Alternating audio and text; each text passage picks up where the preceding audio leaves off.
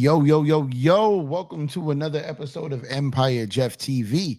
I am your host, Empire Jeff, coming to you on a Sunday night live from Los Angeles, California, man. Picking up the basketball again, talking some NBA, coming back to my Laker coverage, the NBA coverage, man. The ruler is back after being knee-deep in Major League Baseball for the last handful of months.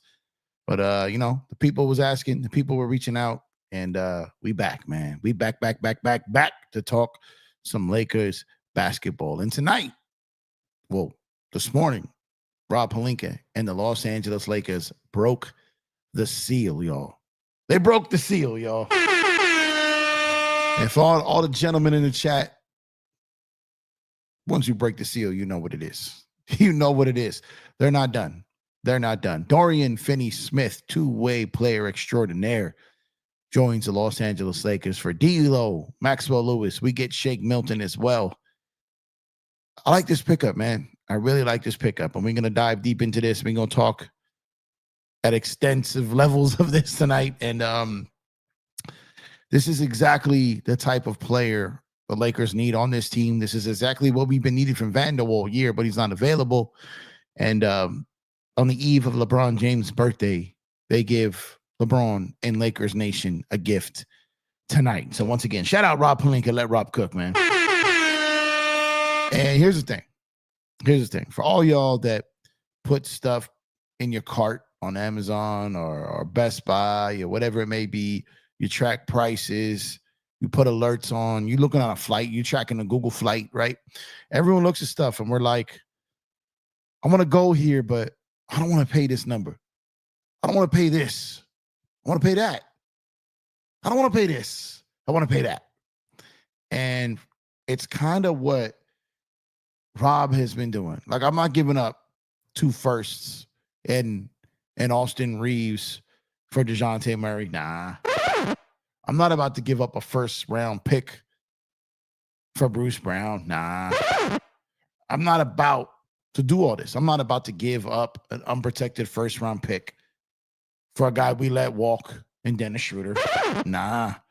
I'm not about to give up an unprotected first-round pick for Dorian Finney-Smith. Nah. But I will give up 3 second-round picks, an expiring contract in D'Angelo Russell, and the second-round draft choice in Maxwell Lewis that we paid to get for Dorian Finney-Smith. And here's the thing. I know we've, myself included, have talked about this team, have talked about this front office, have talked about this whole situation. But I've been studying this. And before I took my break to cover baseball, I kept telling you guys this. And that was the Lakers were not going to spend to improve this team this year unless they knew they had full buy-in. They weren't going to act and give up future assets for a team that quit on their coach like they did last year with Darvin, for a team that threw tantrums, for a leader that was passive aggressive. They weren't going to do any of this until they showed on the court. Now they're 5th in the Western Conference. They're responding well. They're like 3.5 games out of the Lakers are in a perfect position to force the front office to make a deal. They didn't do this last year. And while I wasn't the worst on Darvin and while I'm not the highest on JJ yet, this is a different story this year. This is a different story. You got a team that's playing for their coach. You have a team that understands they have a rookie head coach, and when he makes a mistake, they're not blasting him to the press. They all seem to be lining up to going full in here. And this is what I've been waiting for. And I said, how is JJ going to react when things get difficult? Everyone acted like we won a championship when they won their first game. I was like, whoa. Let's see how JJ deals with adversity. Let's see how he deals when the media is not loving him. And he's gone through that. He hates losing. He throws tantrums on the podium. But however, all of these things all stacked to the point was we had to wait and see what this was going to look like when this team was a month or two into the season. Now, I never bought the whole let's wait till the trade deadline. That was going to be too late for this team. We were going to be 6-7 playing level seed again. The only way this team has a chance, and I believe in this 100%. Maybe I'm wrong. Just one guy talking sports too. People in my chat. Maybe I'm wrong. But for me, it was always about get ahead of the curve now. You got OKC, number 1 seed. You got Memphis, the number 2 seed. Dallas just lost Luka. They're the 4 seed. They're going to fall back. Lakers right there at 5. This is the time. Do this now. Do this now. And you know what? I was talking to one of my guys yesterday, when I saw that Dorian Finney-Smith to Memphis deal look. That I saw was like a heavily protected first-round pick going to Brooklyn. Some seconds going from Memphis to Brooklyn. Kennard, and which is a nice player, but they'd probably flip or buy him out. I'm like, the Lakers could beat this. Who wants a heavily protected first-round pick from Memphis? The Lakers have multiple second-round picks to offer and an expiring contract. And they can still flip D'Lo for something. I'm telling you this right now.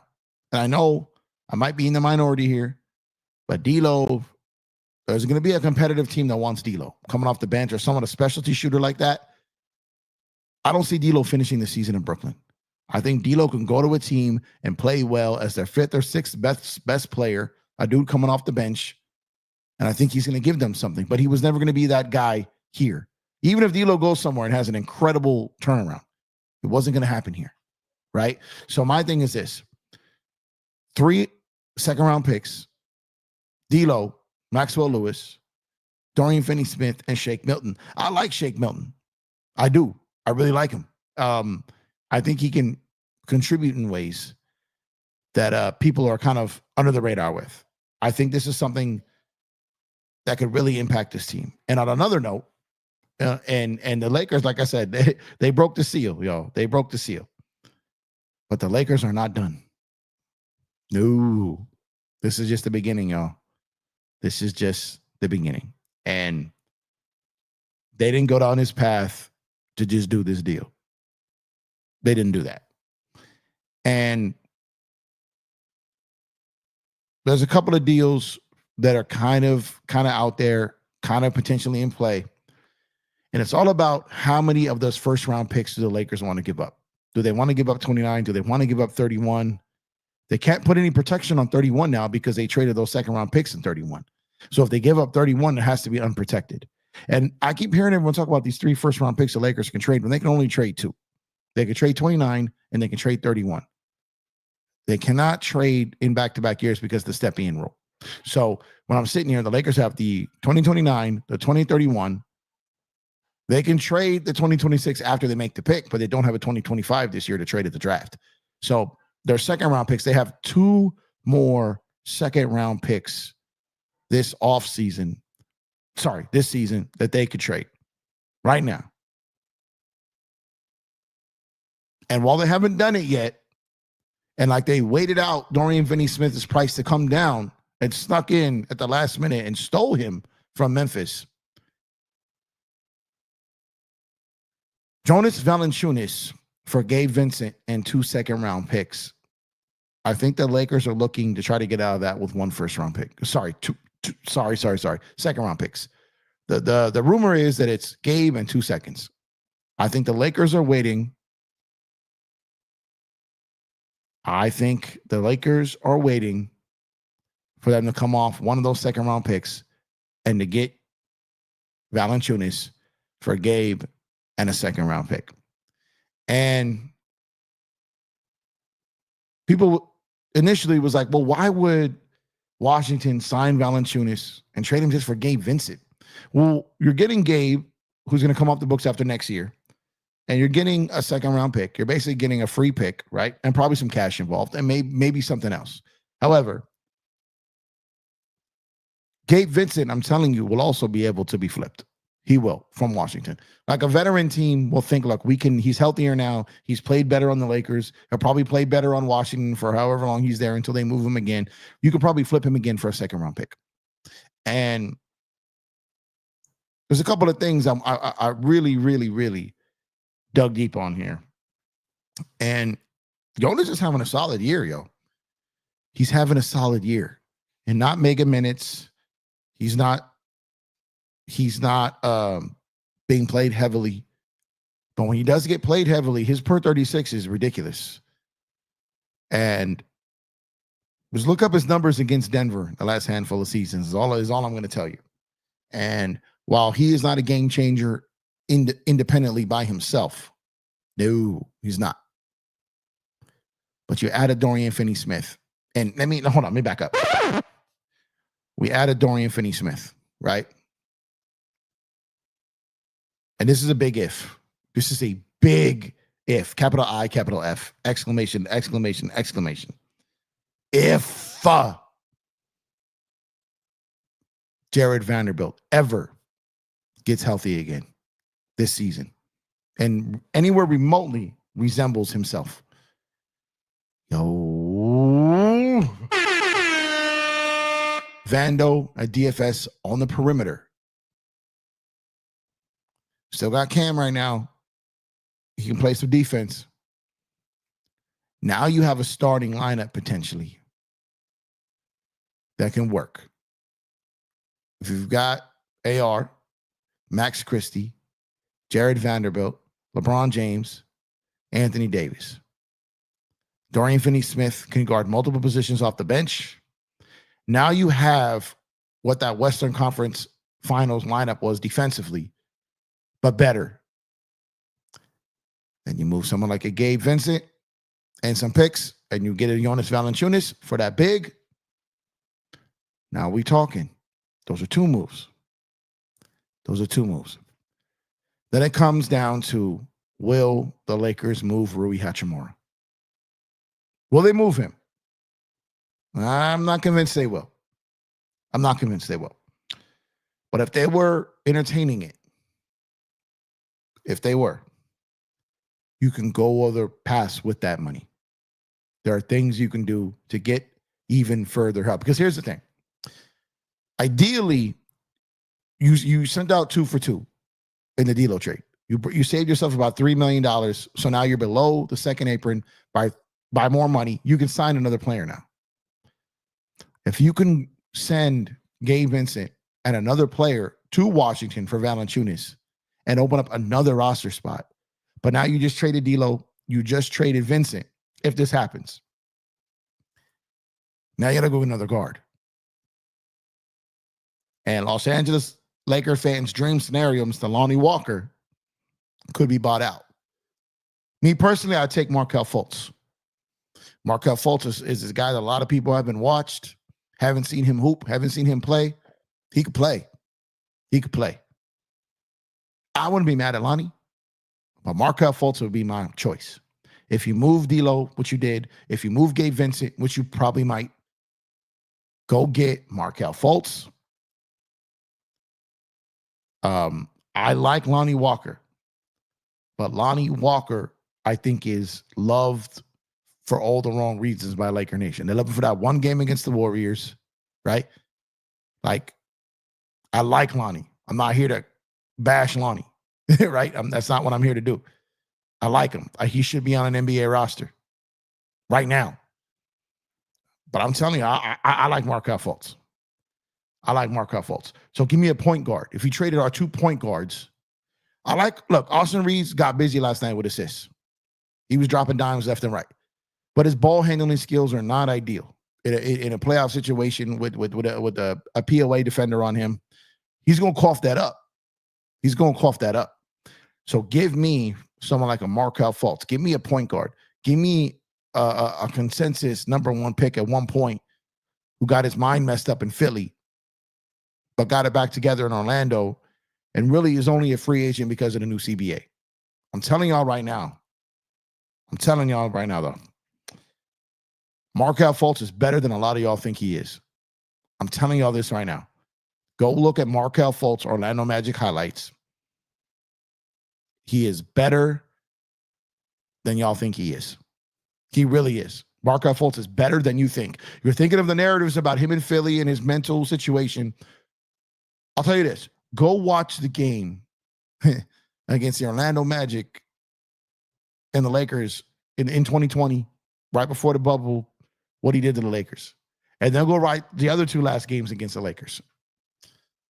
Markelle Fultz can hoop, yo. He figured it out. He put it back together. He's not playing like the former number one pick in the draft.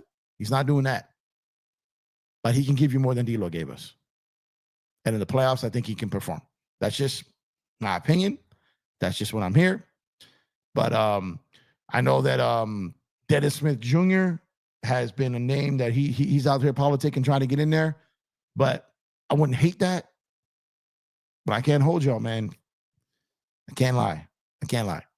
Markelle Fultz, man. Markelle Fultz is nasty. He can hoop. And I know that a lot of people, remember the Philly situation or even his early Orlando situation. But if you go look at his last 2 years in Orlando, I'm telling you, I watched that team. Because you know what? I like those guys that everyone counts out. I've been rooting for him. I'm rooting for Lonnie because he's out the league. I'm rooting for Lonnie, but I'd prefer Markelle Fultz. That's just me. That's me. Maybe I'm crazy. You can say what you want, but give me Markelle Fultz. Because I'm telling you, mans can cook. Mans can hoop. Now, I want to know in the chat. I want to hear from y'all. And let me backtrack real quick, but I want to hear in the chat. Are you guys cool with moving Rui? Because if you're not going to sign a Fultz, if you're not going to sign a Lonnie Walker, you trade D'Lo. If you trade Gabe Vincent for Jonas, then you're kind of thin in that point guard department. You're kind of thin. You have to get one. So I want to know, are y'all cool? Are y'all cool with moving Rui? Because you're going to have to go get a point guard at that point if you don't sign one of these guys, right? And that money that you're saving, so with the $3.5 million plus that extra body, if you send up for Jonas, you got a spot to go get a guy like a Lonnie or go get a guy like a Fultz. These are just guys you could go get. Now, Markelle Fultz isn't the best dead-eye shooter in the league. I understand that. But you might not necessarily need that. If you got Reeves who can hit, if you got DFS who can hit, if you got Connect who can hit, if Max Christie's hitting, you don't necessarily need Markelle Fultz to be a dead-eye shooter. But the guy can get to the cup. He could drive. There's a lot of things he could do that could help this team. He don't shoot like D'Lo, but he does everything else that D'Lo couldn't do. He does a lot of things that D'Lo couldn't do. So you got to start looking around the league of what you could get for a player like Rui Hachimura. And you're looking at it. You got Rui. You got picks. So he's the money. So if you're going to go get a Collins, Sexton, a Walker, Kessler combination thing, Rui got to go. He's got to go. JHS and all this. So you're not going to throw JHS in there, right? You're not going to throw JHS as the backup point guard for this year on this team. So you're sitting back and you're looking and you're like, who are we going to move? So keep an eye on the Utah situation. I'm hearing that's picking up. Keep an eye. No, I'm not going to say that. The Utah situation is in play. Absolutely in play. Here's my thing with the Utah situation. Here's the thing. See, the Lakers need a point of attack defender. They need guards. They need wings. They need bigs. Rui's not a wing. He cannot guard a wing. You guys in the chat could probably guard a wing better than Rui. Now, Rui can score. And Rui in the playoffs steps his game up. But he's not a wing, per se. Okay? So, but maybe you don't need another wing. Because if you got DFS, if Vando is coming back, then you have two. I don't want to call Vando a 3-and-D wing, but you got two wing defenders. Rui can give you what Vando doesn't give you offensively. Vando can give you what Rui doesn't give you defensively. I really like Rui, and I would like him to be here for an extended period of time. But Rui can't guard anything. We need a point guard, we need a 3-and-D wing, and we need a big. We just got a 3-and-D wing, we need a point guard, and we need a big. Jonas Valanciunas, Robert Williams, Nick Richards, whoever it is. We need our secondary big because we already had that ridiculous narrative of AD can't play again. All of a sudden, like AD can't play against Sabonis. That was the narrative, right? Everyone was giving Sabonis wins when he was on the bench as a rookie in OKC. Everyone was giving Sabonis wins when he was on the bench on his early indie years. Retarded. AD showed up and showed out and reminded y'all these last 4 games this year to shut all the way the F up. Sabonis does not own him. The difference is, and anyone who has eyes, and I have 4 of them, as you can see, I have 4 of them. For people who don't take other people's thoughts on Twitters and spread it as their own, for people who watch the games, for people who actually have coached or played game in this game, for people who actually know the game of basketball, understand that if you look at that record and you truly break it down, and you look at the work that was done between 2021 and 2024, and you look at the teams that AD was on, and you look at the roster of the teams that AD was playing with, and you look who had his back on the front line, and you look at what the Lakers' record was in those years, the Laker teams were not that great. They were trash. And the Sacramento Kings, who played with pace, who could shoot threes, who could run, the Sacramento Kings owned the Los Angeles Lakers. Sabonis did not own Anthony Davis. AD's healthy. As soon as AD got healthy, as soon as AD started playing, as soon as AD realized, like, I'm just going to have to give this guy 48 minutes, he's like, all right, I got you. AD went at it alone. Look what he did last night. Body bagged him, fouled him out. Trash. Sabonis did not own AD. The Kings own the Lakers, is really what it was. Because they was giving him credit, like I said, as a rookie in OKC on the bench in Indy when he wasn't even facing AD like that. Now, last year, AD was like, man, y'all, I'm getting killed. I'm getting thrown around with no help. I'm chilling. But overall, that narrative was wild. That narrative was wild, right? So narratives are everywhere. Them narratives, though, I always say. There were teams that have owned LA. The Clippers owned LA for how many games in a row? The Kings owned LA. Denver still owns LA. The Lakers kind of figured it out with the Clippers. They figured it out with Sacramento this year. They got to figure out with Denver, y'all. Because what I'm about to say is this. This Los Angeles Laker team, which I've been saying is not a contender. They've been kind of hovering around as a team that's playing in that 4, 5, 6 seed, which I said if they're healthy, they could be 4 to 6 seed in the West. And then kind of solidifying themselves in that lane, waiting for a trade to happen at the trade deadline. Can we push this over the top? Because here's the thing. For all y'all that, that were out there pom-pomming and wanting Denver and politicking to get Denver in the first round last year and had your Minnesota Timberwolves tramp stamps on last year, acting like because the Wolves beat Denver that the Lakers were going to rise from the dead and come back to the playoffs. Wild to me. Here's the thing. The Los Angeles Lakers, at this point, I feel can beat anyone in the Western Conference. Denver's in their head. Denver is absolutely in their head. So for Denver, for the Lakers to get past Denver, they have to get out of their own head. They've got to get guys. They got to get bigs. And I'm telling you, look what Valanciunas has done against Denver. Look what he's done. He puts in work. And if you look at, I'll throw it on the screen. Let me know. I'll throw everything on his screen. I look at his splits and look at everything. Look at his one-day rest. Look what he's done against the Western Conference this year. Jonas Valanciunas can help the Lakers against Denver. Now, he's not going to give you 30 minutes, but we just need someone to help AD.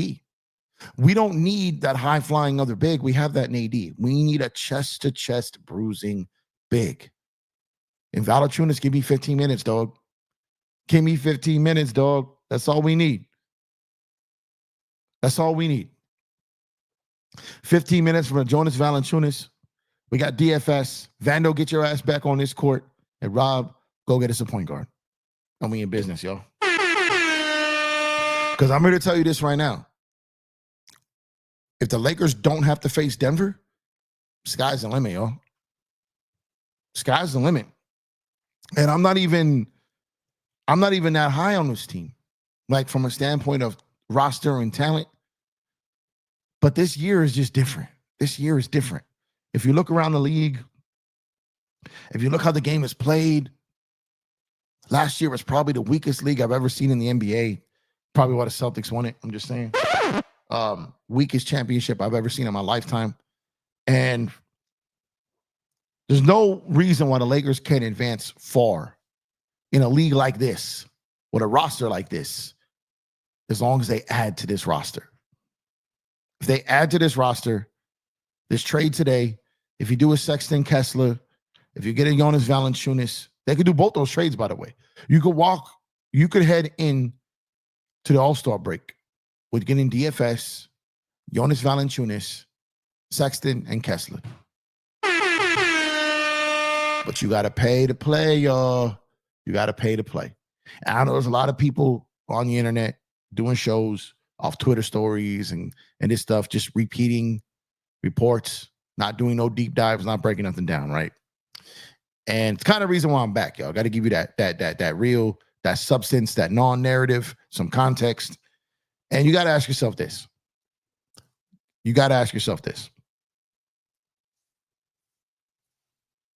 As a Laker fan, as a Los Angeles Laker fan, of the Los Angeles Lakers, are you going to be comfortable? It's very important. Think on this. Let me slow down a little bit. Hold on, let me slow down. Let me get a drink of water here. How y'all like the purple lights, man? I'm on camera. I've been on camera for all baseball. Y'all usually saw the avatar. You get to see my big old head, my big old cheeks. Look. How y'all feel about potentially giving the Utah Jazz three of our first round picks? Think about that. They got a lightly protected pick in 2027 from the 2023 trade. If they get Kessler and Sexton, they're going to get our 29 and our 31. You can end up in a situation like Boston and Brooklyn. You could end up in a real sticky situation. I don't think I love that. I don't want another team in my own conference who's building for the future to have my first round picks in a post-LeBron era. Because I'm not entirely sure that I'm convinced that Jeannie and Rob and all them are going to be able to do what's right to protect those picks. Are y'all? Are you guys?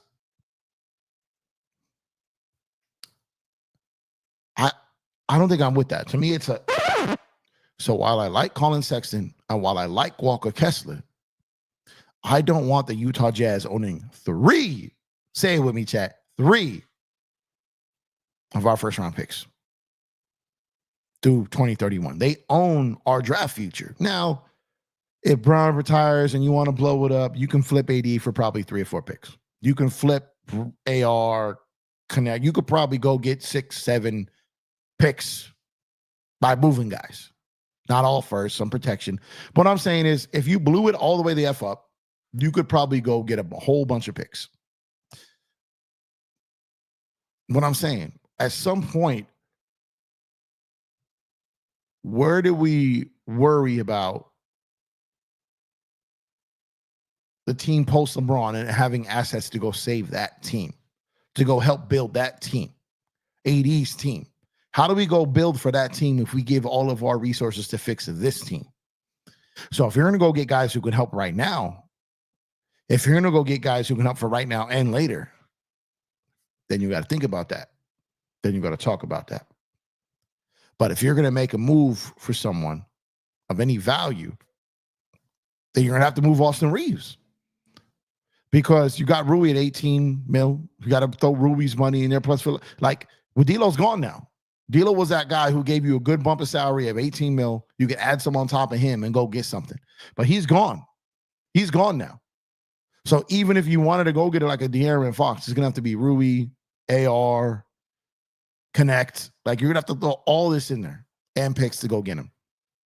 You're going to have to throw all that money in there. And that's where it gets sticky and that's where it gets crazy. So at some point, you got to start thinking about the future for this team, because trying to save this team is going to be too expensive, right? So maybe you don't go and give up all those first-round picks. So you got DFS. Maybe you go get Valanciunas with those 2 picks in 2025. The Lakers got 2 second-round picks this year, their pick and the Clippers pick. You can go get Valanciunas, and you already got DFS. You got your wing. You got your big. Need a point guard. To me, that's Markelle Fultz. And because you're going to move, you already moved D'Lo. You're going to have to move Gabe Vincent. And I'm telling y'all, man, I'm really telling you. And my thing is, I think De'Aaron Fox is worth 2 picks. I think he is. But you got rid of your expiring contract, right? So it would be a lot more difficult. Like, you were looking at this. Look, here's what I was thinking prior to it. And let me know what you think about this. Something I was cooking up prior to this trade today. And I was like, look, if the Lakers really want to get crazy, and the Lakers want to try to save this season, and the Lakers want to try to add to AD's future, here's what I do if I'm the Lakers. This is what I do. Now, this can't be done now. But this is what I was along the lines of what I was thinking.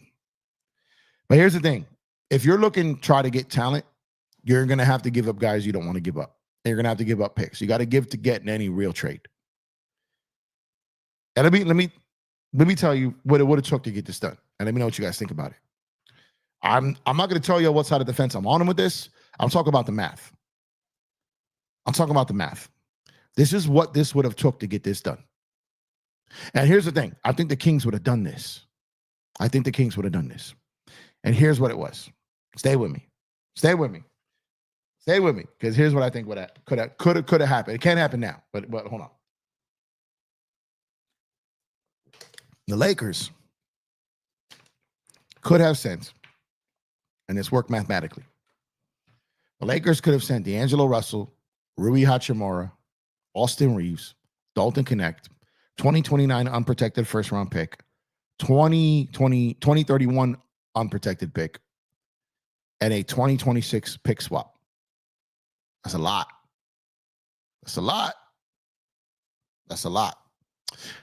Also Gabe Vincent and 2 second-round picks. And in that 3-team deal, the Lakers could have got back De'Aaron Fox, Malik Monk, and Jonas Valanciunas.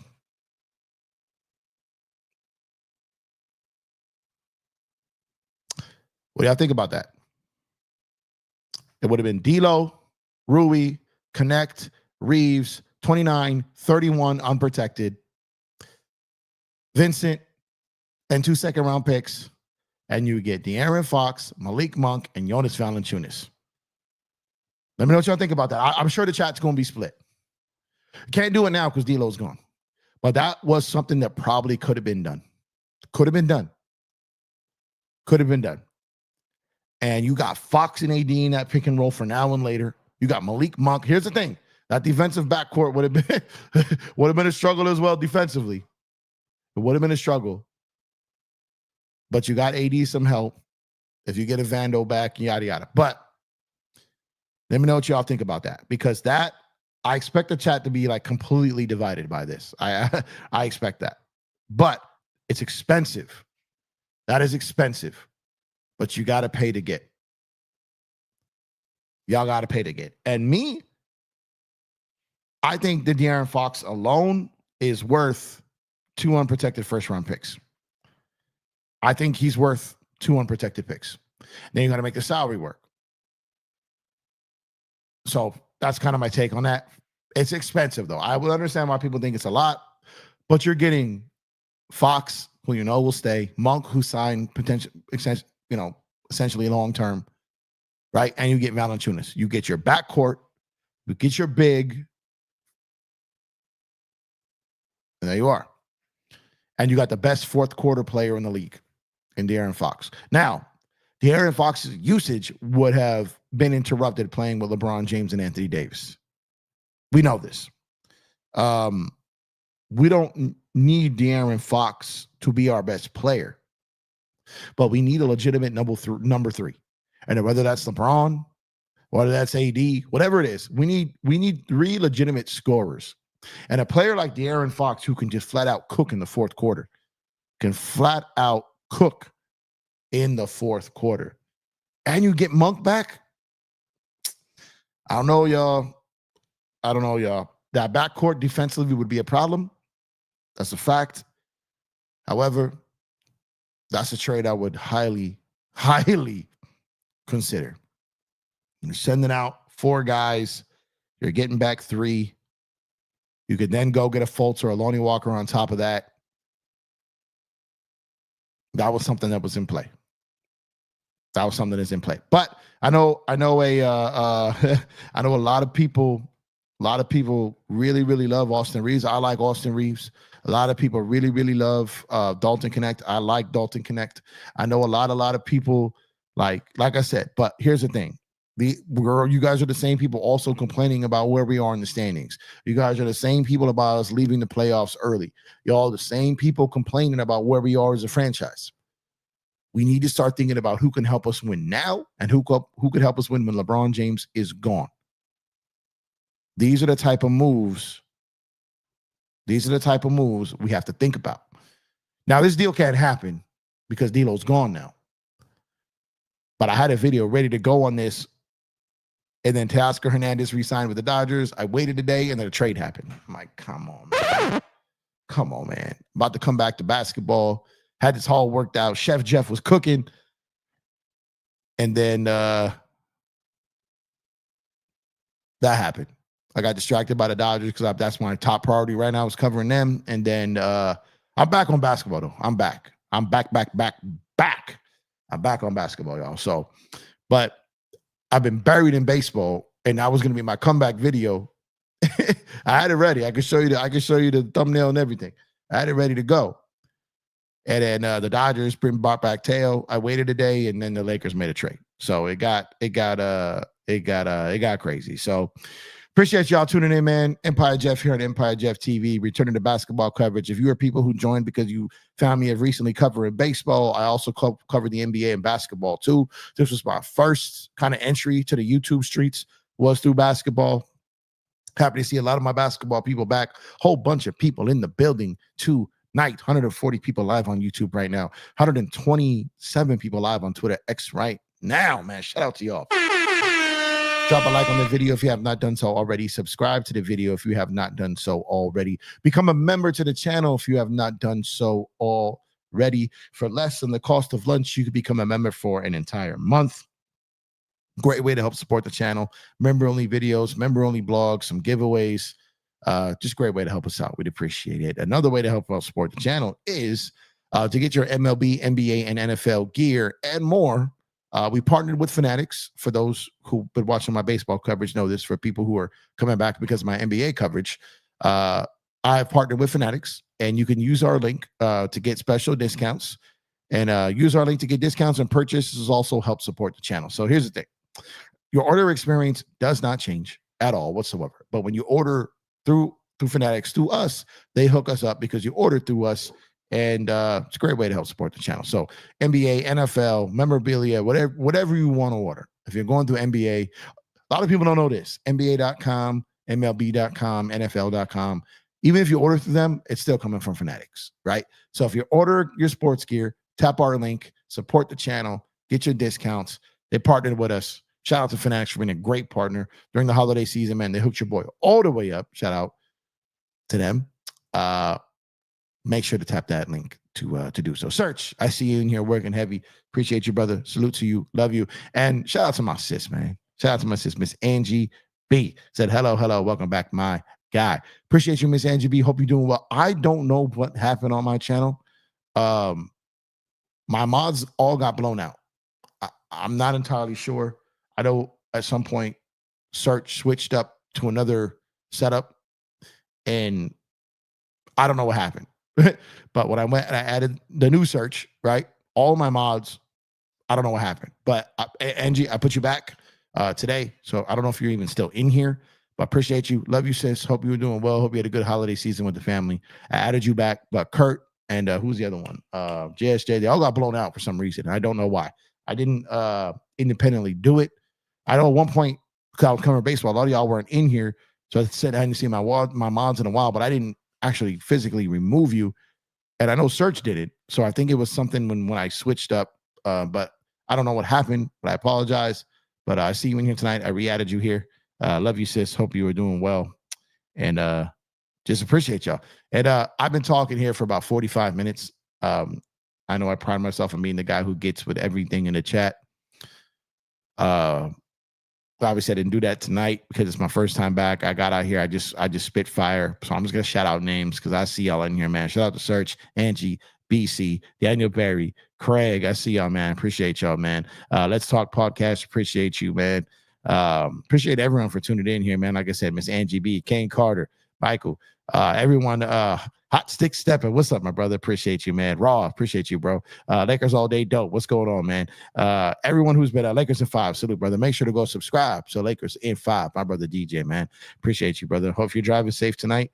If you're driving, drive safe tonight. Hope you're doing well, bro. Go subscribe. Lakers in 5. Great content, great dude, great everything going on over there. Bridges, I see you, bro. HC Picks, I see you, bro. Appreciate you. Micah, I see you. Eric Kwan, I see you. Let's see here. William, I see you. I'm skipping through everything here, trying to get through it, man. So I'm trying to get back to the bottom here. I'm deciding if y'all want to pull up tonight, talk a little bit. What's up? Let me know. We could do EPJ Sports Night type vibe here. I can pull up a couple of people, take a couple of your questions, take a couple of your comments, and dip to the next one. Let me know. Live Free, what's up, man? Appreciate you. Tina, appreciate you. See you. Savage, what's going on? I see you. Let's see. Search and Destroy, the best in the business, the mod god, the god of mods. Appreciate you as always, my brother. Lakers in 5 said, I ain't gonna lie. I ain't gonna lie. Make sure to subscribe, DJ, man. DJ putting on this work like there's no tomorrow, man. Try not to miss a name here. Zachary, what's going on, Zachary? Appreciate you, man. Let's see. Dan Inspiration. I see you, brother. Appreciate you as well. Trying to not miss a name. I'm doing my best here. Was that Kierce? What's going on, Kierce? I appreciate you. If you guys have yet to subscribe, this is your first time here, subscribe to the channel. Drop a like on the video. You'd be greatly appreciated. Let's see this like count. Oh yeah. We got 60 likes on the video right now. Let's try to turn that up a little bit, man. We got 140 people in the building right now. 60 likes on the video. Do your guy a favor. Drop a like on the video. Ron, where you at? Acknowledge me, please. Come on, man. Doing all this work. At least you can do is drop a like on the video. 60 people drop like 62. There we go. 61, 62, 63. There we go. Drop a like on the video, man. I appreciate y'all. Indeed. Looks like we got a hold up. I think I saw something here. Hold up. I saw the color pop up on the screen. Where'd it go? There we go. We got a super chat in the building. Appreciate you, Cuba. It's all Cuba's fault, man. Join TBA, Jeff, man. Yeah. What's going on, Cuba? Cuba got the D-Lo picture up here, man. Cuba, man. Make sure to support Cuba, man. Cuba, a good guy, man. Appreciate you, Cuba. Been away, man, doing my baseball thing, man. Just barely. Roy, I see you. Appreciate you. Highly Ford, appreciate you, man. LA Ballin, I appreciate you, man. Mary's, I see you, man. Tony Bear, I see you, man. Mr. X, I see you. Appreciate you, man. It's I couldn't get to every single chat tonight. This is my first time back covering basketball for a minute. And so I kind of just went out and kind of just rambled for a good 45, 50 minutes. So if y'all want to pull up one at a time, and you want the link, we could talk, answer a question, let me know. Maybe we'll do that tonight. But I do like the fact that the Lakers broke the seal tonight, yo. Rob broke the seal. And for my guys out there, I have an impeccable, I just have an impeccable bladder, bro. I can drink all day and like be fine. Some of my people, some of my boys, I'll be at the bar and they constantly running to the bathroom. Bro, I can drink all day, like be straight. But some people, when they break the seal, it keeps going. And for Laker fans, we got to hope that Pelinka breaking the seal means it's going to keep going, right? And I think it's going to. I think we get it big. Hit six step. But yeah, I'm back. I'm fully back. I said I was going to come back around Christmas time to do NBA. Y'all got to understand, man. Baseball was my first love. I came into these YouTube streets doing basketball. That's how I got known. Came out of here like a shotgun, shot out, went and hopped on panels, just did my thing, body bagged all that, came back, did my show. Everyone grew and knew me from basketball. And then I kind of, in a way, kind of left y'all hanging a little bit and went to baseball because I was so excited about the Dodgers. That's my first love. And to be honest for y'all, man, to be honest with y'all, I'm coming for that two-way crown, bro. I'm coming for that two-sport crown on YouTube. Because look, I know what it is. I know my ability. I'm the best there is when it comes to Lakers and Dodgers, bro. I'm just saying. A two-sport channel, two-sport covering. Y'all, I'm coming for that crown, yo. 2025 is mine. 2025 is mine. A lot of y'all knew me for basketball. If y'all ain't watched my baseball coverage, there's a lot of great baseball coverage. There's a lot of great NBA coverage. I'm not saying I'm the best in both. It's not what I'm trying to say. Although I know I'm nice. But what I'm saying is, when it comes to the two sports, they can't see me, y'all. They can't see me. I'm coming for that two-way crown, bro. The two-sport crown is mine. I'm coming for it in 2025. That's all I'm saying. And I invite all of y'all who love basketball, if you're trying to get into baseball and you're trying to be on part of this Dodger dynasty, follow my baseball coverage too, and you see what I'm talking about. You'll see what I'm talking about. They can't see me, y'all. They can't see me. They can't see me. I'm a very humble guy. It's probably coming off like I'm not. I'm a very humble guy, but I've seen what's out there. They can't see me, bro. They can't see me. Cuba, what you got here, bro? Jeff become a bandwagon Chiefs fan like me, man. Hey, Cuba. The funny thing is, I told you, if y'all who follow the channel for a long time know that half my family's from New York, half my family's from Kansas City. I live in LA, right? So yeah, I mean, if it's not my Giants, I'm kind of, I guess you could call me somewhat of a bandwagon Chiefs and Rams fan because I'm in LA, so I'm rooting for them, if they're not playing my team. And because of my family in Kansas City, I kind of want to see an NFL three-peat, y'all. I kind of want to see an NFL three-peat. I want to see that. I've never seen that in my life, and I want to see it. Man, I got the hiccups, man. Been drinking all day. Yeah. Craig said you did your first game from Korea at 3 a.m. I did, man. I did. But yeah, I'm a New York Football Giants fan, and these dumbasses decide to win a game today, their first home win of the season today, when we wanted them to lose. Killing me, man. Killing me. Cuba says, yeah, Jeff, gonna join the TBA app in the mail. I don't know what you're talking about, bro. Hit me up, Cuba. Hit me up. But yeah, I'm just trying to tell you, man, I'm planting my flag. I'm putting myself out there. I'm letting it be known, like Suge did at the Source Awards. You want to be down with the best two-way coverage in these YouTube streets, the best NBA/MLB dude? Come to Empire Jeff TV. I'm trying to tell you, I'm coming for it all this next year. I'm coming for it all. No narratives, no lack of substance, no BS, no games. Don't no one know this CBA like me. Can't no one break down trade season like me. We coming for it all. We coming for it all, bro. If people do it great, I'm just feeling myself. I'm just talking trash. Shout out to Kareem. Shout out to the Kareem Report. Shout out to Trevor Lane and what he's got going at Lakers Nation in the basketball bulletin. Shout out to Lakers Fast Break. Shout out to all my guys who get out there and do it. There's a lot of channels, man. It'd be hard for me to remember everyone. But I know I'm nice with it, y'all. I know I'm nice with it. And y'all know I'm nice with it too. So at the end of the day, when it comes down to it, when it comes to the business of sports, a lot of people can talk about the past. A lot of people can talk about what happened back then. A lot of people can talk about what happened in the 90s and 2000s, and that's cool. But they can't sit up here and talk to you about what's coming next.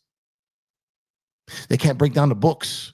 They can't break down the rules, the regulations. They can't break down the style of play. They can't break down, the OTOs. They can't break down all that stuff. A lot of these dudes are just out here breaking down wins and losses, and that's it. Box scores. Helen Keller can break down a box score. She blind and deaf. I'm just saying. Anywho, Y'all will see next year. 2025 MLB/NBA channel. It's gonna be right here. It's gonna be right here. And there's a lot of great other people out here to do it too, individually in each sport. But when it comes to both sports, ain't nothing out there like Jeffrey, y'all. I'm trying to tell y'all. Let's see. Search and Destroy, my brother Search, man. Thank y'all for supporting me and Jeff. Bless. Yeah, shout out to the mod god, the god of mods, the best there ever was in the mod game. Search and Destroy, man. Search and Destroy, man. Facts. So let me know. I see a lot of my baseball people. I see some Roki Sasaki. I see some Dodger stuff. I see some. I'm gonna have a Dodger video for y'all tomorrow. Coming back. Shut up, I got Lakers all day. Yeah, man. I'm back. I'm back with a baseball video tomorrow, man. Back with a baseball video. We going full-fledged Roki and Tanner Scott. We going on that. Because like I said, we the double dip over here, man. The best two-way channel on these YouTube streets when it comes to NBA and basketball. NBA folks, trust me, man. Baseball is becoming incredible. Pull up. Watch the streams. All right. So, you're a trolling bandwagon Dodger fan too. Hey, man. The Los Angeles Dodgers are incredible. Absolutely incredible. Here's what I'm gonna do. I'm gonna do my EPJ sports night joint tonight. All right. I'm gonna do an EPJ sports night tonight. We'll take a couple individual. This ain't gonna be a panel. We're not gonna do that. I'm not gonna do a panel. All right. Not gonna do a panel. I dropped the link in the chat. Y'all can pull up. One at a time. We're gonna keep this like a radio talk show. Don't get crazy. Don't get crazy. Pull up. Give you a take. I'll give you about 60 to 90 seconds. And dip to the next. If that's the case. Maybe no one calls in. Maybe they do, maybe they don't. Whatever it is. But I don't typically do this because it's my first time back in basketball. I'm not gonna do a panel. Not gonna do that. Jeremy, I see you. Not gonna do that. Hold on a second here. Let me throw on the headset here. Hold up. There we go. Damn, I sound good in this mic, man. Sound good. Y'all didn't tell me I sounded this good all night, man. All right, let's see. Oh my God, Lakers all day over here waiting back here. I know what he's gonna talk. He's gonna talk Kyrie because that's his guy. He's gonna talk Kyrie. But this is a long-time supporter of mine, long-time, not even just a supporter, but a long-time comrade in these Lakers streets. He's very passionate. He loves his team. I don't necessarily know if he loves Kyrie more than he all day. What's good, my brother? What's up, man? What's up? What you got to say tonight, my guy? You know what I'm saying? I still want Kyrie. You know what I'm saying? Of course you do. We know this. Kyrie, your baby daddy, bro. We know this. Oh, Jesus. But yeah. You know what I'm saying? All I gotta say is, man. I mean, if we need a point guard, because that's what. That's what my fear was. Like, we moved D'Lo, right? And we did that. We go get Dorian Finney-Smith. Yes, that's cool. We need a small forward, a power forward, just in case LeBron get hurt or whatever. You know what I'm saying? Now we put all our pressure on Austin Reeves. See, people don't understand that teams see who we have at point guard. They see what Detroit did to us. They see what these good teams do to us. With like point of attack defenders, right? And they know and they see that Austin. Yeah. You know what I'm saying? Like, it's like they see that.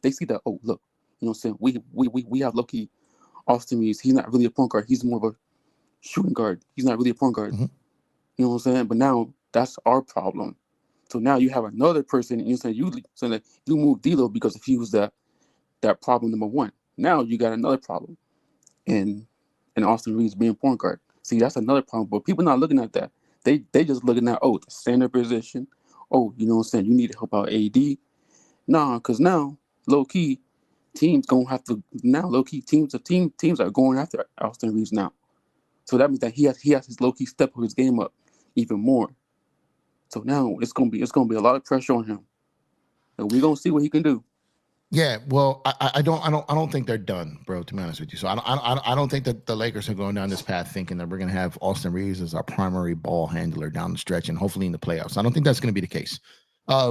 Here's the thing: Austin Reeves can distribute. He can run the show once he gets past the half court line, and you're in a set offense. But Austin Reeves bringing up the ball when you've got full court press and in a playoff situation. I don't think that that's the guy you want handling the basketball against a press or against a trap. They need an actual point guard. Now he's crafty with the ball. If you get him off, if you give him off a dribble handoff, if you get him off a pin down coming around, he gets the ball and he's in a half court set, he can create. But a full court press and going from one end of the court to the other, Austin Reeves probably not that guy, bro. Right? I think we can agree with that. So my thing is this. This is kind of why I want someone like a Markelle Fultz. Now he don't shoot the best, right? He's not the best shooter out there. But if you got Austin Reeves, if you've got Connect, if you got DFS, if you got Max Christie, if you got Rui Hachimura, who tends to take it to another level come playoff time with his shooting, you got guys who can shoot, right? So you need a guy who can actually put the ball and have some handles, some athleticism, and can take a bump, get to the rim, and finish with contact.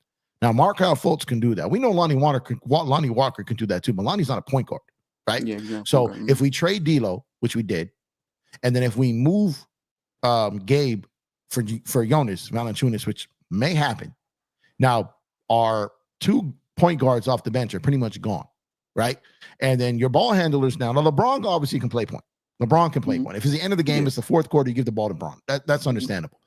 But if you go against, like you hit it on the head, a Detroit, or some of those teams that are really going to press you and bring it to you throughout the game.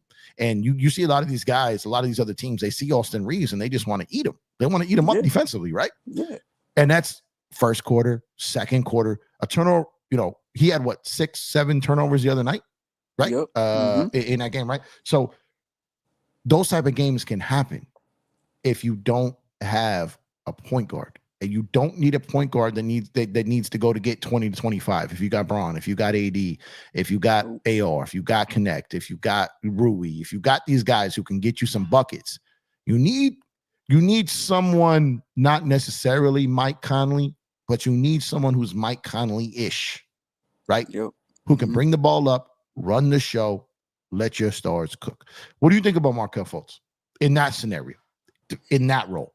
In that scenario, I like it. Because, you know what I'm saying, like, he's not gonna go over, you know what I'm saying? He has a role to play, you know what I'm saying? His role is pass the ball, you feel me? You know what I'm saying? Get to the basket, pick and roll with AD and LeBron, you know what I'm saying? Just do his thing. I feel like, yes, that's a good idea because, you know what I'm saying, he's gonna play his role. He's not gonna go over his role, you know what I'm saying?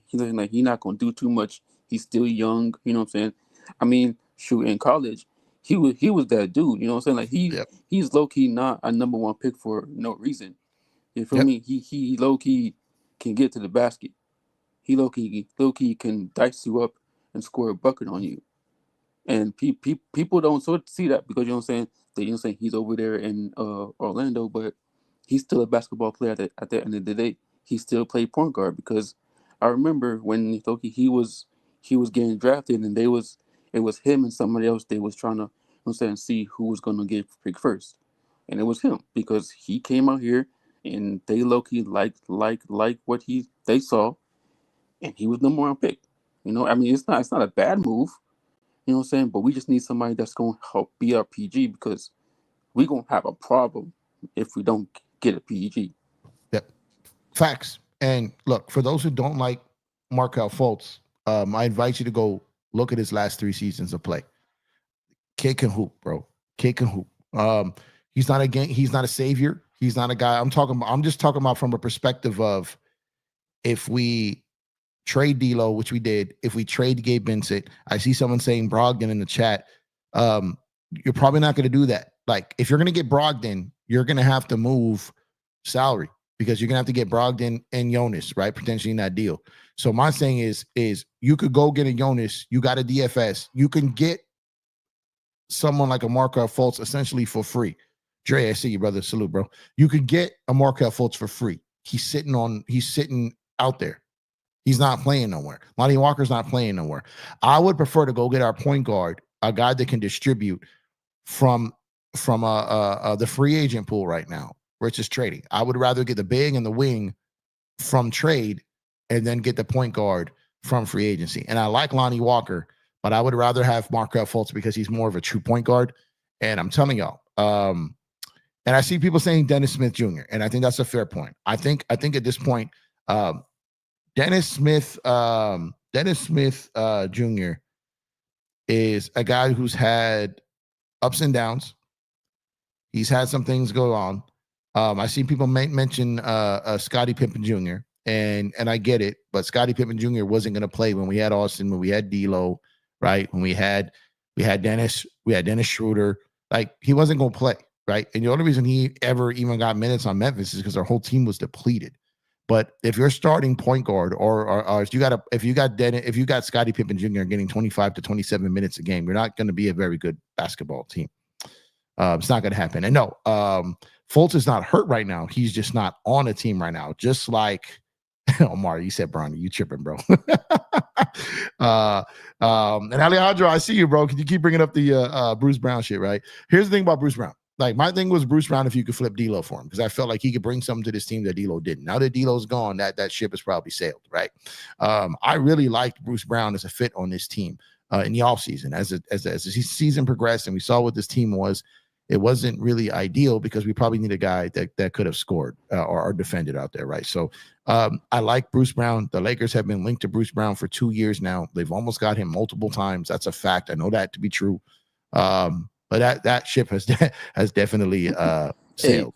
Hey, yo, Empire. You know what I'm saying? When you were saying Lonnie Walker and Bruce Brown, you know what I'm saying? They're from the Miami Hurricanes. Like, they play basketball in the Miami Hurricanes. So, like, I've seen these boys play, so I know their games and everything. So yeah. Lonnie Walker, he's a slasher, whatever, he can dunk. Yes, but he won't be that point guard that we need. You know what I'm saying? And Bruce Brown, his favorite player is Russell Westbrook. You know what I'm saying? And he's not gonna be that type of point guard because he's not a point guard. He's a combo guy. He's a shooting guard / point guard. He's not a point guard. You know what I'm saying? Like, yes, these are good players and all, but they can slash, but they're not a point guard that we need, because we need a point guard and a center right now. Yeah, and that's people asking questions about what about Olivari, but right now he's our third string point guard, so they're not going to let him go. He's our third string point guard, but I don't know if that's the guy we want going into the playoffs. You know what I'm saying? Like, he's probably not a guy. He's a guy for the future. If they keep him around, they make something of him. He can give us some regular season minutes, some regular season games. But I don't see him as a guy that's going to be a guy that contributes come playoff time. And my biggest thing about Bruce Brown, what I always said, and look, I wasn't, it's kind of funny because I wasn't necessarily campaigning for Bruce Brown. I just know the Lakers were heavy after him. So I think somewhere along the lines, I got roped in for me being the Bruce Brown guy. That wasn't it. My thing was the Lakers really wanted Bruce Brown. They almost got him twice. And that's what I kept doing shows on. It wasn't about me saying I wanted him per se, or that he was my number one choice. But I know the Lakers were constantly going after him, but certain guys don't want to let me off the hook for that. But it's a but he was kind of like that. Like, we had Vanda, who I felt was a dog. You know, I do feel that Bruce Brown is a dog. I felt his team needed more dogs, and I didn't mind the fact of his salary if it was D'Lo going out, because I'd rather have a dog than D'Lo. Right. And it was only one more year on the contract. It wasn't like a 3-4 year deal, that money. And if you brought Bruce Brown back, it would probably be at mid-level money, or Gabe Vincent money. I didn't mind that for the following year. Was kind of my take on that. Right. But Bruce Brown now, like, no, because we moved D'Lo already. I'm not going to move D'Lo for DFS and then move Rui for Bruce Brown. Like, I don't think that serves a purpose. But the Lakers really, there was kind of endless mutual interest between Bruce Brown and the Lakers. They did everything they could to make it work, but they just couldn't come to a move on a trade with the teams involved. Now, if Bruce Brown gets bought out, that's totally different. But right now, for $22 million and moving someone else's money, like a Rui, Lucky, what are you doing, bro? Lucky, come here, buddy. Get it together. Lucky over here acting a fool. Moving Bruce Brown, like moving for $22 million now when D'Lo's gone, makes no sense to me. But I would have had no problem moving Bruce Brown for D'Lo, because we needed a dog on this team. Yeah, we do. But now that D'Lo's gone, that ship has sailed. If they buy him out, I'm kind of with it. But right now, honestly, I will stamp my name on the fact that I prefer Markelle Fultz right now over anything that's available on the free agent market. I really would, because he's Lakers all day. I don't think a lot of people have seen him play the last couple of years. No, I mean, they didn't, because, you know what I'm saying, they just, I think, Loki, they just look at him and, you know what I'm saying, what he did for that little stint in the 76ers, and they think, oh, you know what I'm saying, he's not really that dude, but they never really watched his highlights or his tape, his games on in Orlando, saying that they don't even know what type of dude they have, because he can slash the ball, he can shoot the midi, and he has a little bit of good 3-point, but not that much. But he's a young player that he can help this team out really, really, really well. And when you have a Max and a Dorian Finney-Smith that could play defense side by side, and they can lucky switch on small forwards and shooting guards together, and LeBron and AD, that's another scary tandem right there, because you have two players that can 3 and D, and you have folks that can play point guard. You got LeBron and AD. All you need to do now is just go bring that center in. Yeah, and he's a lot more athletic than people think too. That dude can finish at the rim with contact. And Marius, you bring up a great point. This is my bad. You're absolutely right about this. I don't think we can sign Bruce Brown if he gets bought out, because he makes 22 mil, and we can only sign bought out players that are under the 12 million in the first April. You're right. We can only sign people who are below the mid-level exception. So Marius is absolutely right. Shout out to you, bro. 100% right. I wasn't saying like that was going to happen. I was saying like that would probably be the preferred route at this point. But you're absolutely right. The Lakers are now in a position, unlike last year, where they cannot sign anyone above the mid-level exceptions. You're 100% right with that. Alejandro said, on a side note, seeing the channel grow lately. Love it. Appreciate you, man. Yeah, the show. So I'm in like this weird space now, because I got a half a following of baseball and half a following of basketball, right? So I got to give them both what they want. And the amount of y'all, real quick, man, the amount of y'all that showed up tonight on my first night back to basketball, because y'all been in my DMs, y'all been in my mentions, y'all been in my emails, y'all been in my chats when I'm covering baseball, and y'all kept telling me like, we need you back, we want you back, we want you back. Y'all showed all the way the F up tonight. I greatly, greatly appreciate y'all, man. We got 78 likes on the video tonight, man. Already in the live, they're still live. So appreciate you, man. Trying to shout out to my guy Kareem, Mr. 100 likes. Trying to get to 100 likes before we leave the show tonight, man. 78 likes on the video. Drop a like on the video. Subscribe to the channel if you have not done so already. You'd be greatly, greatly appreciated, man. Y'all showed up and showed out. Y'all been on me to come back to basketball. Y'all been pushing me. I did tonight, and y'all showed up, man. Y'all showed all the way up, man. And I didn't realize people was waiting on me like that, man. All the messages I got of late, all the people coming at me, and I told you, man, I'm that non-narrative, all substance, all context guy. I don't do the games. I don't do the effery. I don't do all the stuff that a lot of people be doing shows just to do shows, man. I don't do a show that's I can bring you some substance and some context. I don't feel if I can't make your basketball day better, if I can't try to add some knowledge, if I can't try to add something to your basketball palette, I'm not going to do a show. You know what I mean? I don't throw away shows. I don't do that. So I've been so buried in baseball. So I greatly, greatly, greatly appreciate y'all pulling up as soon as I pulled back up, man. But Lakers all day. Let me ask you a question, man. How much have you seen Dorian Finney-Smith play? I seen him this year, and when he was in the Mavericks. But yeah, I seen him. So okay. So here's the thing. So shout out to my guys from We Talk Mavs. Shout out to Rel. Shout out to King. Great guys. Go subscribe to We Talk Mavs. I did a show. I'm gonna post that little clip later tonight. We talked about this a year ago, because the Lakers have been linked to DFS for a year. So I talked to them because they watched him extensively. They watched him before the Kyrie trade. They broke it down. This is exactly their words. Winning player. He's the guy that you're not going to go get to take your team to the next level, but you add him to your team like you did Vando. You add him to your team, and he can be a layer that helps you get to that next level, because Braun, AD, or these other guys don't have to guard that other guy. He can do it. He can hit timely threes, and he's a winning player. They said that word multiple times. Winning player. And the Lakers got him for 3 second-round picks and D'Lo. So DFS, I have seen play. He's a guy that can guard threes, can guard fours. He can switch out and make life a little difficult for perimeter guys. He's not going to face them up like all the time. That's more Vando. Vando's better on the perimeter than DFS. Vando was more athletic than DFS. But DFS, his length, his ability to switch, his ability to block shots, his ability to recover, his bounce on rebound to push back, he has all these traits that the Lakers need. His ability to get back in transition defense, he can even offensive rebound. Like DFS can do a lot of things. And I feel like Shake Milton is a low-key kind of sneaky pickup. Man, that man's He's shooting in the 30% range. Hey. That was kind of a little sneaky pickup there. No one's really talking about him. Yeah, I don't. He can shoot. Yeah, I don't have a ton. Like, it's not like I'm putting the weight of the world on him. Like, that's not what I'm doing. No, you good. But but I feel like we could have him for a few seasons. He could be part of what we're doing. Oh yeah, I mean, shoot. Even when he was on the 76ers, like he was that dude that low key the 76ers needed to, you know, saying, to low key light a spark for them off the bench, and he can give you probably 20 to 15 points off the bench, and that's what we need, because we need somebody else other than Dalton. Yeah, he's not going to do that every night, but he's capable of giving you that at any night, right? He can come in, like, if AR's hurt and his minutes come up, he can get you something.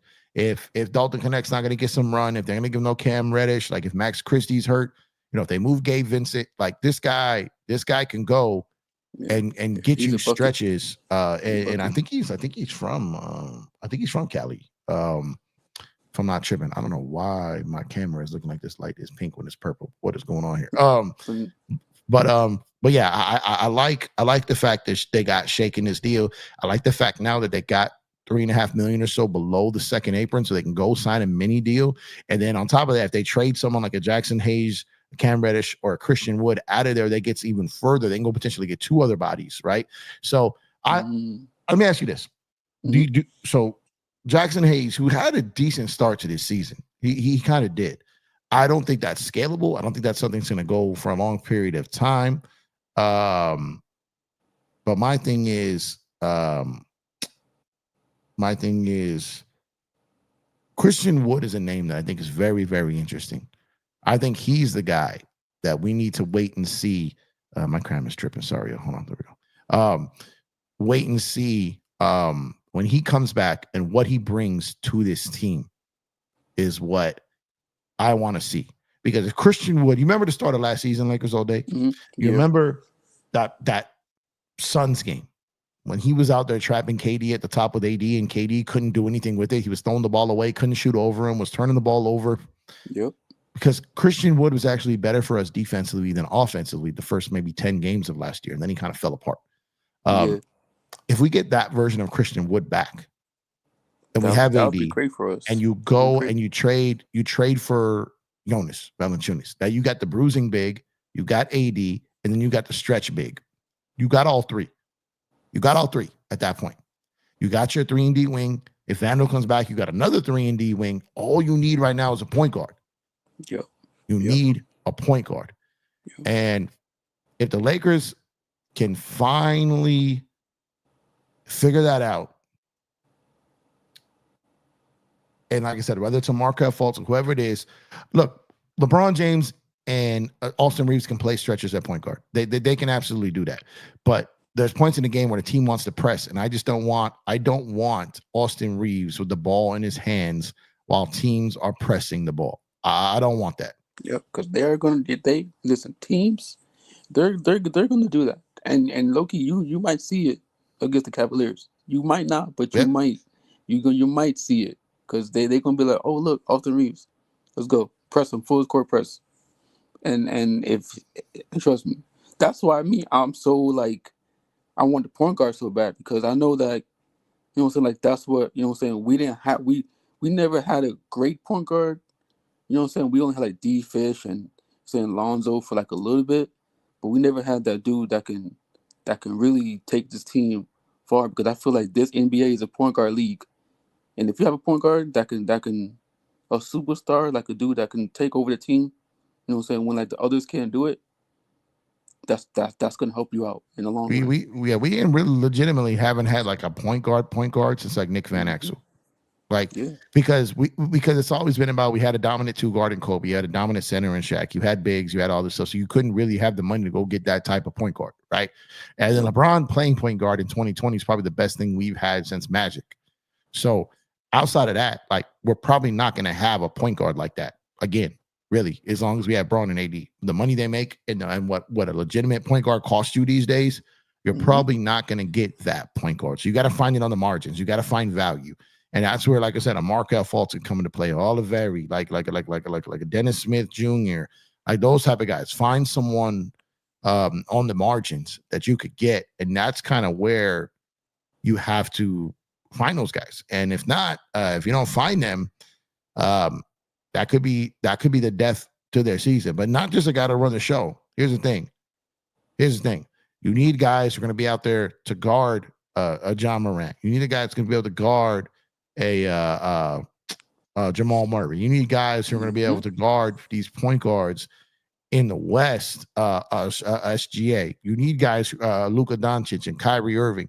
Now you got a DFS, you got a Vando who can help on perimeter, right? But they're not guarding your point guards all night. No, they're not. I mean, shoot, you only got Max right now. That's the only person that's going to be guarding these point guards because, I mean, who else other than Max going to be guarding these point guards? And that's the problem too. On a switch, Austin. On a switch, yeah, but if you have a legitimate, here's the thing. This is what helps. If you got DFS, if you got Vando, if you got big help, you could get away with Austin on switches because you got help behind him. Yeah. You got the help behind him. When you have Austin switching on guards with no help behind him is where it went to mess. But they got to the Western Conference with a D'Lo Reeves backcourt with Vando out there. They got there. So they can do it. And Max is a better defender than D'Lo. So if it's Max and Austin and with Vando, then you got three guys out there that can play defense. And that's what we've been talking. And that's what people have been talking about all this time since we made the trade. Like, look, defense. And we have defense. We just need more pieces. Yep. We're just putting the pieces together little by little to make this team great. Yep. And I seen in the chat someone mentioning Cam, and yeah, Cam has turned himself into a pretty decent defensive player. He really has. And he just ain't been able to make the threes.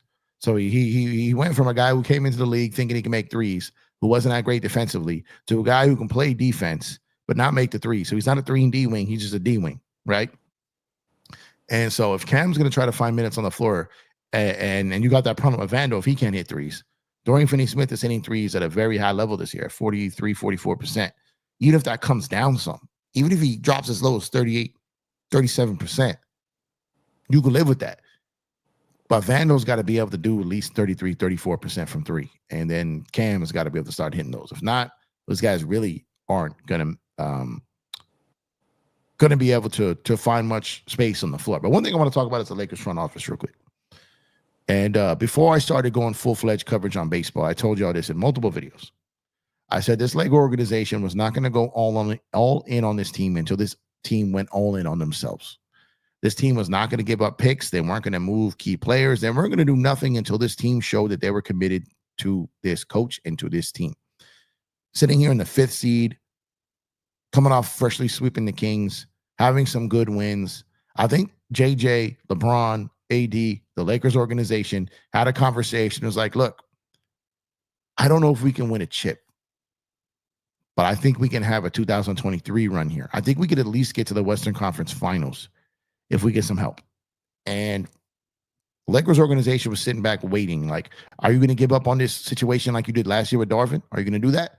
Are you going to sit here and fight through these troubles? Is JJ going to be able to make it through December and January when things get tough? It's just going to happen. And they were waiting, and they sat back.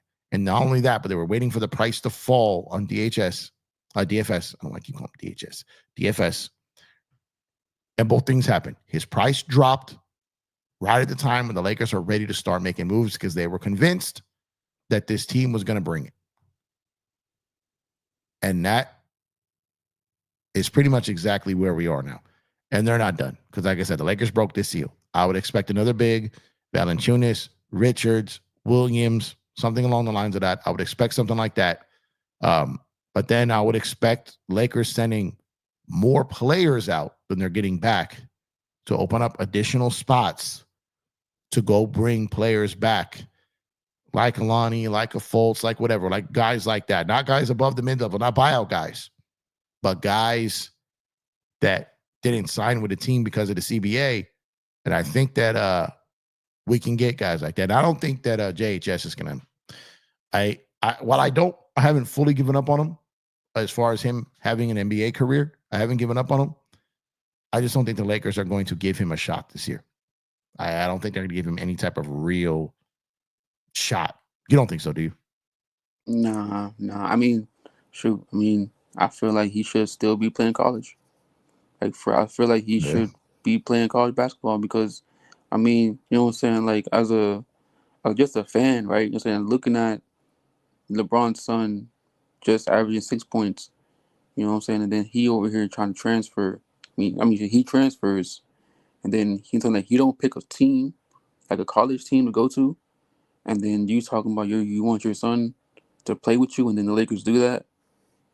You know what I'm saying? Like, that's not a good look because now it's like you just get all this leeway because of you, LeBron James, and not really, you know what I'm saying? Like, letting him grow to be his own guy, to be his own person. You know what I'm saying? Like, you should like low-key let your son play college ball so he can have the experience to grow into being a great player just like you. But, you know.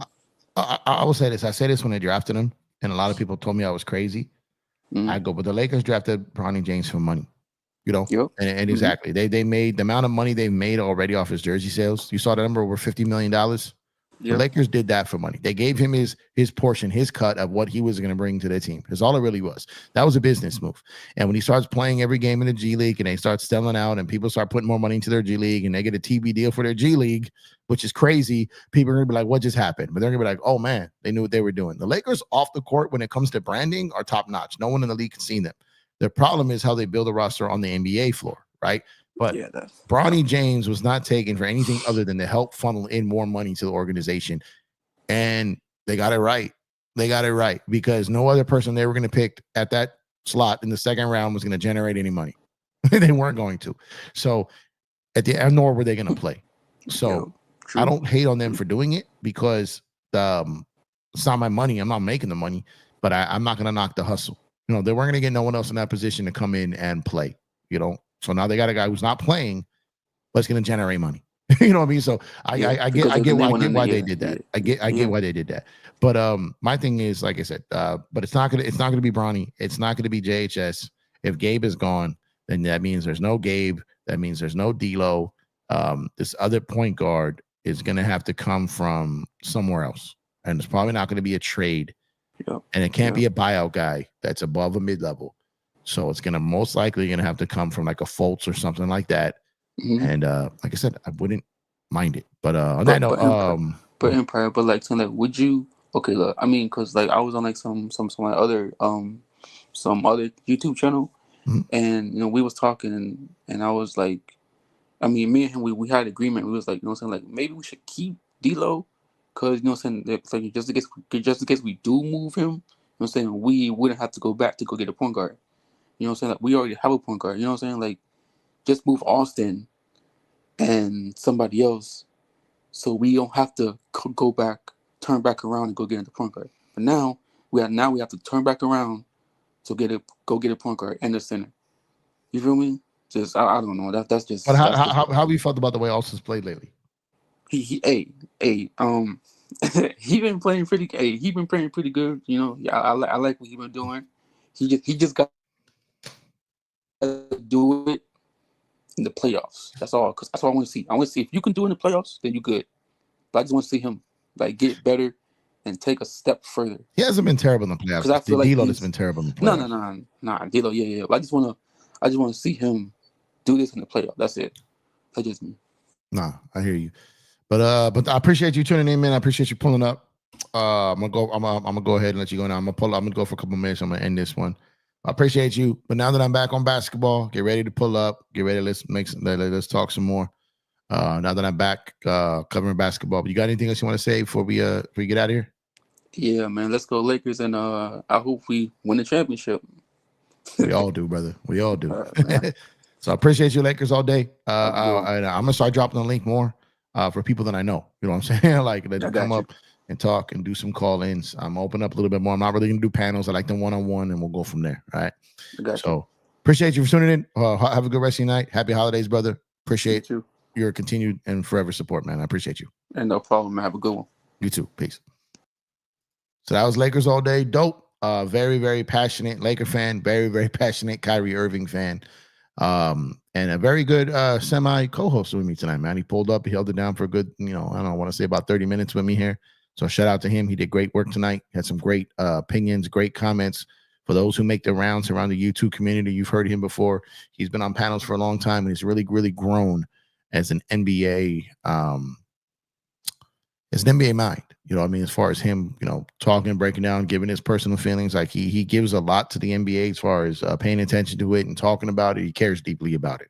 And that's exactly the type of guys we want on the show, man. So appreciate y'all again, man. My first night back covering basketball in, I want to say 2 months. I don't think I've covered basketball since like late October, early November. So you guys showed up, showed out. Obviously, it was a day where a trade was done. So you guys have been eager for content all day because of that trade, obviously. So happy to take part in that today. And shout out to all the people who been watching me cover baseball who came up and supported me on basketball. Shout out to all the basketball who's been steadily supporting me on baseball. I'm telling y'all, I'm coming for that two-way sport crown, man. NBA, MLB, that guy that covers both sports to a T. That's going to be me. Promise y'all. But on that note, I'm going to go ahead and get ready to shut it down for the night. Y'all can be anywhere in the world, but you here with me. I appreciate that. I promise y'all I'm going to have a lot more NBA coverage. I'm going to still continue with my MLB coverage. And I invite both fans of both sports to continue to pull up and be part of the conversation. Tonight was incredible. Y'all really showed out. And I can't thank y'all enough. So this was a great show. This is a fun show. It's been an hour and a half almost, and it's flown by. It's flown by. And it's because of you guys. You guys made it what it was. So I thank y'all. I love y'all. I'll see you guys tomorrow. Happy belated Merry Christmas. Make sure y'all have a good New Year. If you guys don't pull up on the next couple of streams, drop a like on the video on the way out. If you're pulling up late, let me know what you think in the comment section. And happy holidays, y'all. On that note, Search, you're the best in the business.